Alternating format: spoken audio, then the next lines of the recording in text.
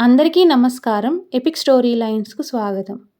మనం ఆల్రెడీ మన ఛానల్‌లో చందమామ కథల్లో 2 కాకమ్మక్క కథలు చెప్పుకున్నామండి. ఇప్పుడు ఇంకో కాకమ్మక్క కథను చెప్తున్నాను. ఎవరైనా మన ఛానల్‌లో చందమామ కథలను ఇప్పుడే వింటున్నట్లయితే ఆల్రెడీ ముందు చెప్పుకున్న కథలన్నీ చందమామ కథలు అనే ప్లేలిస్ట్‌లో ఉన్నాయండి. ఒకసారి చెక్ చేయండి. కాకమ్మక్క కథను మొదలుపెడుతున్నాను. మనుషులకున్నట్టు కాకులకు అన్నచింతన లేదు. అవి ఏదో విధంగా పొట్ట నింపుకుంటాయి. ఈ పదార్థం అరుగుతుందా, అరగదా అనే విచారం కూడా వాటికుండదు. ఒకనాడు పాప మెడలో ఉండే గాజు పూసల పేరు తెగి, గాజు పూసలు కిందపడి దొర్లాయి. పక్కనే ఉండి చూస్తున్న కాకమ్మక్క చటుక్కున ఒక పూస అందుకొని ఎడంగా వెళ్ళి మింగేసింది. ఆ తరువాత ఆ కాకమ్మక్క అజీర్తితో చాలా బాధపడింది. ఆ విధంగానే ఒకరోజు కాకిబావ పిల్లలు ఆడుకుంటున్న గోలీ ఒకటి కాజేసి మింగాడు. వాతపైత్యంతో బాధపడ్డాడు. అయితే కాకులు మందులు, మాకులు అవసరం లేకుండానే ఇటువంటి రోగాలు పోగొట్టుకుంటాయి. మరొక రోజు కాకమ్మక్క సరసమ్మత్తగారి వంటింట్లో నుంచి చిటికెడు ఎర్రకారం కాజేసి తిన్నది.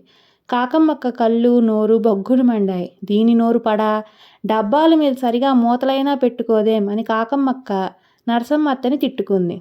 కానీ తిండి విషయంలో ఇటువంటి తిప్పలు కాకులకు పరిపాటే. కాకులు సమస్తమైన వస్తువులు తినటమే కాక వాటిని అనేక రకాల చోట్ల సంపాదించుకుంటూ ఉంటాయి.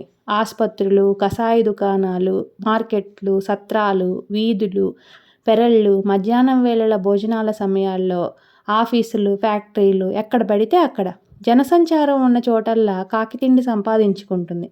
ఆఖరికి రైల్వే స్టేషన్లోనూ, రైలు పెట్టెల్లోనూ కూడా కాకులు తిండి సంపాదించుకోగలవు. విమానాల్లోనూ, స్టీమర్లలోనూ కాకి గడవదేమో కానీ మిగతా అన్ని చోట్ల నిక్షేపంగా జరిగిపోతుంది. పట్నంలో కుప్పమ్మ అనే ఒక ఆడమనిషి ఉంది. ఆవిడ ప్రతిరోజు మిట్ట మధ్యాహ్నం వేళ ఫ్యాక్టరీ కూలీలకి భోజనాలు తెస్తుంది. కూలీలు ఇళ్లకు పోయి వాళ్ళ భోజనం మూటలన్నీ పోగు చేసుకొని ఒక తట్టలో పెట్టుకొని ఆ తట్ట నెత్తి మీద వయ్యారంగా నిలబెట్టి ఫ్యాక్టరీకి ఎండలో పడి బయలుదేరుతుంది. మన కాకమ్మక్క కుప్పమ్మను ఎరుగును. కుప్పమ్మ తట్టలో తిండి పదార్థాలు ఉంటాయని కాకమ్మక్క బాగా ఎరుగును. అందుచేత ఒకరోజు కాకమ్మక్క కుప్పమ్మ వెంటబడింది. మెల్లిగా తట్ట మీద వాలి అందులో ఏమున్నాయో పరీక్ష చేసింది. ఒక గుడ్డ మూడల్లో నుంచి అప్పడం ఒకటి తొంగి చూస్తున్నది.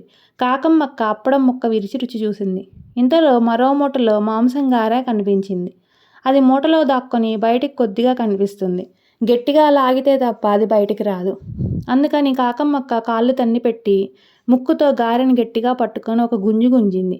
ఇంకేముంది, కుప్పమ్మ తట్ట కాస్త దబదబలాడింది. అట్లాగే కింద పడింది. మూటలన్నీ రోడ్డు మీద చెల్లాచెదురుగా పడిపోయాయి. కాకమ్మక్క రివ్వుని ఎగిరి ఒక చెట్టు మీద కూర్చుంది.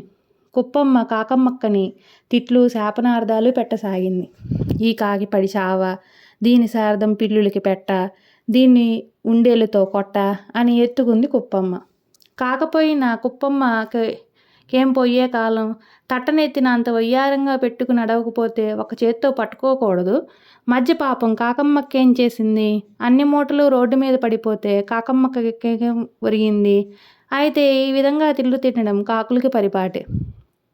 పైకి తిట్టే తిట్లు గాలికి ఎగిరిపోతాయి. అందుచేత కాకులు లక్ష్యం చేయవు. వాటి పనేదో అవి చూసుకుంటాయి. అంతే, కాకమ్మక్క గారి సంపాదించుకుంది. ఇక కుప్పమ్మ ఏం లాభం? కాకమ్మక్క మరోసారి ఇంతకన్నా భలే తమాషా చేసింది. వీధి వెంట ఒక కోమటి తినుబండారాలు అమ్ముతూ వస్తున్నాడు. వాటిని తట్టలో పెట్టుకొని తట్ట మీద తీగల తడిక ఒకటి అడ్డం పెట్టి తట్ట నెత్తిని పెట్టుకొని కర్ర ఒకటి దాని మీద ఆడిస్తూ చిన్న పాట పాడుతూ వస్తున్నాడు ఆ కోమటి. గారెలు, మసాలా వడలు, చెక్కిలాలు, పప్పుండలోయ్ అంటూ. కోమటి యుక్తి గలవాడు. కాకులను చేరనివ్వడు. తట్ట మీద తీగల తడిక కట్టాడు. చేతిలో కర్ర పట్టాడు. కానీ కాకమ్మక్క ఇంకా యుక్తి కలది. తన తోటి కాకిని కోమటి మీదకి పంపకం చేసింది. కాకమ్మక్క స్నేహితురాలు కోమటి చంక కిందుగా ఎగురుతూ పోయింది. దాన్ని భయపెట్టడానికి కోమటి కర్ర దించాడు. ఇంతలో కాకమ్మక్క కోమటి తట్ట మీద తీగల తటిక ముక్కున కరుచుకొని పారిపోయింది. కోమటి తట్టను ఒక పక్క ఇంటి అరుగు మీద పెట్టి అక్కడ పడుకొని ఉన్న తాతను చూస్తున్నామని కాకమ్మక్క వెంట పరిగెత్తాడు. కాకమ్మక్క దూరంగా వెళ్ళి తీగల తడిక పారేసి చప్పున అరుగు మీద తట్ట దగ్గరికి తిరిగి వచ్చింది. ఒక పప్పుండ భోంచేసింది. మసాలా వడలన్నీ చిందరవందర చేసింది. ఒక చెక్కిలం పట్టుకొని నిష్క్రమించింది. కోమటి తిరిగి వచ్చి తన తట్ట తారుమారై ఉండడం చూసి ముసలి తాత చేసిన పనేననుకున్నాడు. తాతకు, కోమటికి మాటలు పెరిగి పెరిగి పోట్లాట కిందకు దిగింది. చుట్టుపక్కల వాళ్ళంతా పోగై పోట్లాట బాగా రెచ్చగొట్టారు. మనుషులు పోట్లాడుకుంటే కాకమ్మక్క సొమ్మేం పోయింది? మనుషులు పోట్లాడితే కాకికే లాభం కదా!